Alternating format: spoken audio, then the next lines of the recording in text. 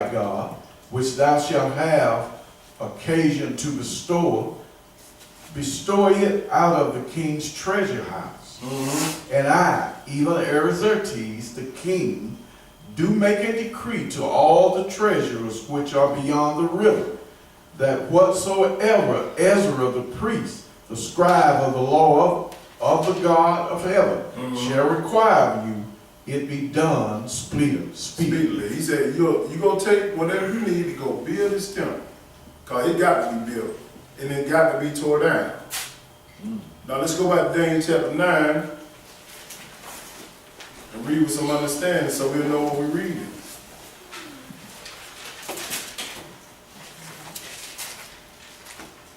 You got to lay this little foundation, because once that temple is being torn down, it lines up with what Christ did in Matthew chapter 24. Verse 25, Daniel chapter 9 and verse 25. I should have told you all these.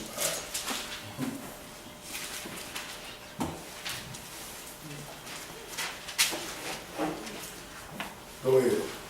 Know therefore and understand that from the going forth of the commandment to restore and to build Jerusalem. So who gave that commandment? King Artaxerxes gave that commandment to rebuild the temple. Go ahead. Unto the Messiah the Prince. Until the Messiah comes. That's when he's going to be torn down in Matthew chapter 24. He told me, like, in Matthew chapter 24, it talks about, he told him that the temple would be torn down. We know that would be torn down in 7 AD. And we're going to read some history on that. Go ahead. Shall be 7 weeks, 62 weeks. The street shall be built again, and the wall even in troublous times. Go ahead. And after 62 weeks shall Messiah be cut off, but not for himself. And the people of the prince that shall come shall destroy the city and the sanctuary, and the end that shall be with the flood. And unto the end of the war desolations are determined. He tells us right here what's going to happen at this time. Now we're going to read some history right here, this last 2 billion years, and how the Bible backs up history. Read the title of that. It's telling us when Christ died and when that temple when the temple was torn down. That's the last 2 million years, page 87. Go ahead. Faith survives the dispersion. The crucifixion of Jesus about AD 30 did not end Jewish resistance to the Roman occupation. He said Jesus died in AD 30, but it didn't end the Jewish resistance. Go ahead. In 70, when the country was again in a state of revolt, Jerusalem, the holy city, became the core of the resistance to the Romans. Titus, the son of Emperor Vespasian, proceeded to lay siege to Jerusalem. The city fell, and the inhabitants were enslaved in their thousands and dispersed throughout the Mediterranean world. This is what happened in 70 AD when Titus and his Vespasian came into Israel and destroyed the temple, and the Israelites that was in Jerusalem fled into the African countries, or the Ham country, and tried to hide. That's when they start. When they tell you that black people selling black people, no, it was them Hamites and the Africans selling the Israelites. So we hid amongst those people to escape some persecution, but they got us all anyway. You finished with that? Go ahead. This was the first dispersion, and worse was to follow. This was the first one that happened. Now let's go in the Bible and see it in the Bible. Let's go to Luke chapter 21.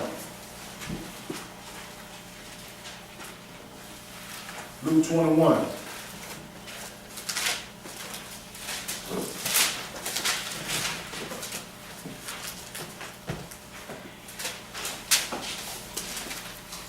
Luke 21 verse 20. Artaxerxes had to rebuild the temple. Then from Artaxerxes rebuilding the temple. Then the Messiah came. Once the Messiah came, he told him Matthew chapter 24 he's going to tear down the temple. These are the signs. We're just backing up with history, going through the Bible and backing it up. Luke chapter 21, verse 20. Go ahead. And when ye shall see Jerusalem compassed with armies, then know that the desolation thereof is nigh. So when did that happen? 70 AD. Go ahead. Then let them which are in Judea flee to the mountains, and let them which are in the midst of it depart out, and let not them that are in the country enter thereinto. So they went fleeing out their country because this thing had to happen. This is how the transatlantic slave trade started. This is how we were scattered all in the world. Once we read Deuteronomy chapter 28, we understand that. But it's just history along with the Bible backing it up, telling you how it happened. Go ahead. For these be the days of vengeance, that all things which are written may be fulfilled. Go ahead. But woe unto them that are with child, and to them that give suck in those days. For there shall be great distress in the land, and wrath upon this people. And it was, they came through there and raped Jerusalem of everything. Killed a lot of kids, killed a lot of women, everything. But God told them it was going to happen because we were breaking them laws. Go ahead. And they shall fall by the edge of the sword, and shall be led away captive into all nations. Yes, sir. And Jerusalem shall be trodden down of the Gentiles, until the times of the Gentiles be fulfilled. That's why I tell the Israelites, why you getting mad? God is going to have them Gentiles in power to the end. He said it right here. I'm going to be the one to take them down. Amen. Just get in line and follow these laws so I won't hurt you. This is what he's talking about. Let's go back to Daniel chapter 9, verse 26.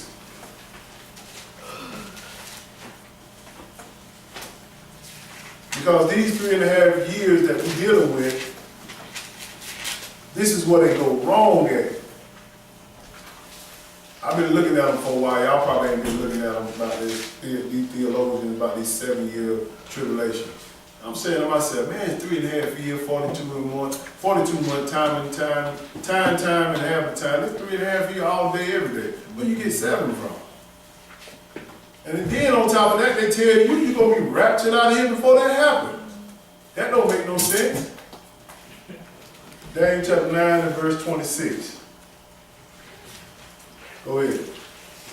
And after 62 weeks shall Messiah be cut off, but not for himself. So we knew who the Messiah, Jesus. He died at 38, AD 30. Go ahead. And the people of the prince that shall come shall destroy the city and the sanctuary. So that happened when? 70 AD. Go ahead. And the end thereof shall be with the flood, and unto the end of the war desolations are determined. When he talking about desolation, talking about destruction. When they came to Jerusalem, Titus and Vespasian, they destroyed it to the ground. And that's what Jesus was telling them in Matthew chapter 24. This got to happen. And it leading up to the great tribulation. Go ahead. And he shall confirm the covenant with many for 1 week. In the midst of the week he shall cause the sacrifice and the oblation to cease. See, this is a twofold ministry, it's twofold prophecy right here. You can be talking about a literal week, when he died in the middle of the week, which is Wednesday, or you talking about that week, that 7 year, that 7 year that Jesus preached, that Jesus will preach on the earth. The first time he preached, it was 3.5 years. That's right. When Jesus was anointed, at 30 years old, he preached for 3.5 years. He got to finish his preaching to Israel in the wilderness for the last 3.5 years. I'm going to show you that. This is what he's talking about right here. We saw it. And he shall confirm the covenant with many for 1 week. And in the midst of the week he shall cause the sacrifice and the oblation to cease. Yes, sir. And we know when he said he caused the sacrifice and oblation to cease. Right. To cease means that there will not be no more blood sacrifice. When Jesus died, the veil of the temple ripped. You were supposed to do no more animal sacrifices for sin. That's all he's saying right here. But he got a prophetic week that he got to finish, which is that 3.5 years during the tribulation period that we're going to be in Jerusalem outside in the wilderness. And he's going to be preaching to Israel for those 3.5 years. Go ahead.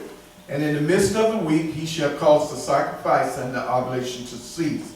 And for the overspreading of abomination he shall make it desolate, even until the consummation, and that determined shall be poured upon the desolate. Now I want to pay close attention to this covenant. He said, verse 27, he shall confirm the covenant with many for 1 week.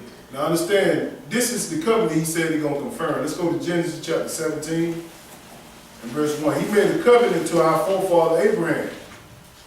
And he going to confirm it. Nobody else but him. That's right. He told him, I promise you something. I promise your seed something, Abraham. But we don't know that as a people. He's still fighting for rights over here. I'm an American. You got a whole land over there in Israel, these people fighting there for rights for, and most of our people don't even give a care. And it's our land. Now this is the covenant Jesus said he's going to confirm himself. Genesis chapter 17, we're going to start with verse 1. Go read 1 and 2 and jump to 7. Go ahead. And when Abraham was 90 years old and 9, Yes, sir. the Lord appeared to Abraham and said unto him, I am the Almighty God. Walk before me and be perfect. So the Lord appeared to Abraham. He made him a promised seed. Go ahead. And I will make my covenant between me and thee, and will multiply thee exceedingly. He's going to make a covenant between you and me. And also, he's going to make a covenant between his people, to his children. Jump down to verse 7. This is what the covenant Jesus said he's going to confirm. Go ahead. And I will establish my covenant between me and thee, and thy seed after thee in their generation. He said their seed, meaning that you're Abraham's children. All of us that are Israel are Abraham's children, seed. Amen. We're not leaving spiritual Israel out. They come along with us if they follow this covenant. Go ahead. And I will establish my covenant between me and thee, and thy seed after thee in their generations for an everlasting covenant. Yes, sir. To be a God unto thee, and to thy seed after thee. Go ahead. And I will give unto thee and to thy seed after thee the land wherein thou art a stranger. The land. He said, I'm going to give you this land, and we got to have it. What is that land? Jerusalem. Go ahead. All the land of Canaan for an everlasting possession, and I will be their God. And this is all the land of Canaan, meaning Africa. Understand that Israel is a part of Africa. I don't know why they split it up, but it's a part. If you get a map, you see it. That's Canaan. He gave that all to Israel, our people. But we don't care nothing about it when it comes on TV to find out what's going on. Then going in the Bible to line it up. He said, I gave it to him for what? Go ahead. And God said unto Abraham, Thou shalt keep my covenant, therefore, thou and thy seed after thee in their generations. This is how we're going to get it. Keeping the covenant. And he said for in verse 8, he said for an everlasting possession, we got to possess that land. We're going to possess it.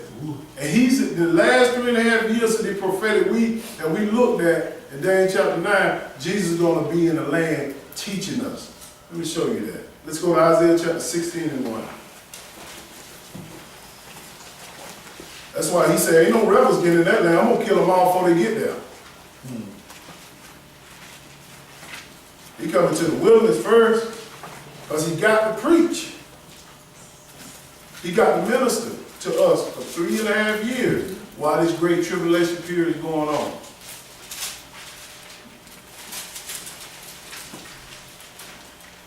And believe me, it was much more to this lesson than that. I cut it up too much. I see this right now, but it was much more. But I've been having here about 3 hours. But we're just trying to get a little bit of it. We're gonna go back to it a little later. Like I said, it's going to be done in segments. Got to get that 70-week prophecy.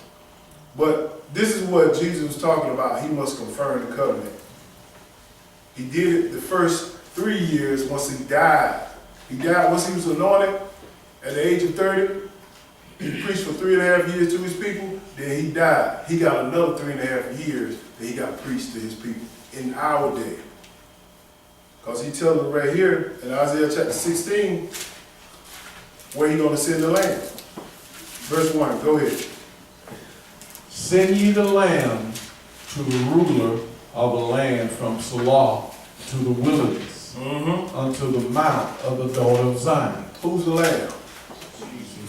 Jesus gonna come straight to the wilderness.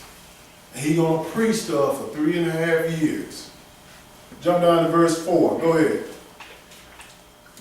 Let mine outcasts dwell with thee. Who's the outcast? Those are the ones of Israel and the nation that got into the wilderness, and they were protected. He gonna preach to them. We Isaiah 16:4. Go ahead. Moab, be thou a covert to them from the face of the spoiler. You're gonna have Moab, the helpers. Because Satan gonna send an army after the ones that didn't get in the wilderness. He gonna send an army after us who trying to get over there. But we're gonna show you that. Go ahead. For the executioner is at an end. The spoiler ceases. The oppressor are consumed out of the land. Yes, sir. Because Christ is gonna be upon the throne then. Go ahead. And in mercy shall the throne be established. So we know he's gonna establish the throne. He's gonna be upon David's throne at this time. Go ahead. And he shall sit upon it in truth in the tabernacle of David. Tabernacle who? David. What did the angel tell Mary? He's going to sit upon David's throne. Amen. He got to rule for 1,000 years on earth, but they taking you off to heaven. But that's another lesson. Go ahead. Judging and seeking judgment and hasting righteousness. This is what he's going to be doing. Let's see how long he's going to be doing it, so we'll know that Jesus. Jump down to verse 14. Go ahead. But now the Lord has spoken, The Lord spoke this, saying, within 3 years, as the years of an hireling, and the glory of Moab shall be content with all that great multitude, and the remnant shall be very small and feeble. So he said within 3 years, this is what he's going to be in the wilderness teaching them, 3 years. Because we're going to be very small. Few people going to get in there because they ain't going to believe. They're not going to believe. And that's the 3.5 years that you're going to be upon this earth when the tribulation period comes, and Jesus is going to be right there. Let's go to Revelation chapter 12 and verse 12. Very important to know this. Very important. And most of all your kids need to know because you and I might die. What kind of information they got to protect themselves? They run over there to the man of sin. Come on, I help you put this stamp in your right hand and your forehead. And you done with God when you get the mark of the beast.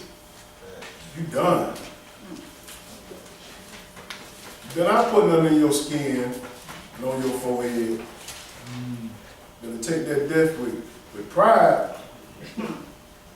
Revelation chapter 12, and we're going to look at verse 12. Because Satan, he don't want you to know this information, because if you know this information about the great tribulation being 3.5 years, who gonna be over there in the wilderness at that time with you? He'll take your faith if you don't know that. If you don't study it. He wants us to not think about the future. And prophecy is telling you the future and how to protect yourself. That's all they tell you. Take a little time to know it. Verse 12. Let's see something here. How Satan coming at these people before they get in the wilderness. Go ahead. Therefore rejoice, ye heavens, and ye that dwell in them. Woe to the inhabitants of the earth and of the sea, for the devil is come down unto you. Understand what he's saying? This is the time when God kicked Satan and the third of the angels out of heaven. He telling us, woe to the inhabitants. Like, y'all better look out for this dude. He's serious. He's taking people to hell forever if you follow him. Go ahead. For the devil is come down unto you, having great wrath, because he knoweth that he has but a short time. He know he got a short time. He trying to take as many as he can with him. And how he taking them? He's stealing our people of knowledge of this book. We don't care about it. Exactly. All we care about is fun. That's it. You ain't making me feel good up here, Jeff. We reading all this book. What? No, I'm reading this book because God told me to. He ain't finna help me count. But listen to what happened right here, how he had this. He knew he got a short time, so he trying to get as many as he can. Go ahead. Verse 13. And when the dragon saw that he was cast unto the earth, he persecuted the woman which brought forth the man-child. That woman he's talking about is Israel. The man-child is Jesus. He came through Israel. He picked the line to come through, which is the tribe of Judah. Israel. This is the woman. When God talks about a woman prophetically, he's talking about the church, which is Israel. Go ahead. And to the woman were given 2 wings of a great eagle. To this church, he was given 2 wings, meaning transportation. Someone's going to fly over there to Jerusalem. Someone's going to take a boat over there to Jerusalem. He's telling you, whatever way he's giving you for transportation, he's going to help you get to your destination. But if you don't have no knowledge, you won't see this. It's going to pass you by. Start 14 again. Okay. And to the woman were given 2 wings of a great eagle, that she might fly into the wilderness. Fly where? Into the wilderness. You talking about the same thing when you talked about in Isaiah chapter 16, when Jesus is going to be in the wilderness at this time. But if you wait for a rapture, you're going to miss him. You're going to miss him. And you're going to run into Satan. Because you know Israel, we can't take no pain now. I'm hungry, I'm tired, I'm hot, I need some food, all this and that. Come on over here. I got you. Put the mark in your right hand and your forehead. Well, you better not take that thing. Because some going to get saved outside the wilderness, but it's going to be hard. Very hard. Go ahead. That she might fly into the wilderness, into her place where she is nourished for a time, and times, and a half a time, from the face of the serpent. It's still there. 3.5 years. All day, every day. It's all over the Bible. Where they get 7 from? But God got this place for Israel to be nourished. And also all the other nations too, if they come along with us. But you know the other nations, they ain't gonna want to follow us. Them joke crazy. They might think we try to be like Jim Jones or something. You know what's about Jim Jones. But this is where he's telling you about this wilderness. He's going to have these people over there, and they're going to nourish us, because he's going to be over there also. But listen to what Satan's going to do. Go ahead. 15. And the serpent cast out of his mouth water as a flood after the woman. When he talking about water, he talking about people. Amen. He can't, that's prophetically talking, metaphorically speaking. People. He said he cast out of water to get these people. Go ahead. That he might cause her to fly. He might cause her to be carried away of the flood. So he got these people to try to persuade Israel not to go there. And you know how we do it, man. You crazy, follow that man down there. Like I said, Jim Jones, you know how Jim Jones got the folks out in the jungle drinking that Kool-Aid. You drunk the Kool-Aid Jeff gave you. That's how they're going to be talking to us, trying to persuade us not to go. But that's our protection spot in the 3.5 years, or times or half a time, or 42 months, not 7. Go ahead. Verse 16. And the earth kept the woman, and the earth opened her mouth, swallowed up the flood which the dragon cast out of his mouth. When he talking about the earth and the woman, meaning that, you know how the children of Israel came across this Red Sea, and the water just parted for them, and they let Pharaoh get in them, he let that water came right back down on them. Killed them all. And the earth, it's going to be like an earthquake. What's that, those Levites, I forgot the name of them, they tried to take Moses in those spot, and he opened the earth up and killed them all. Korah, yeah. Korah. So this is what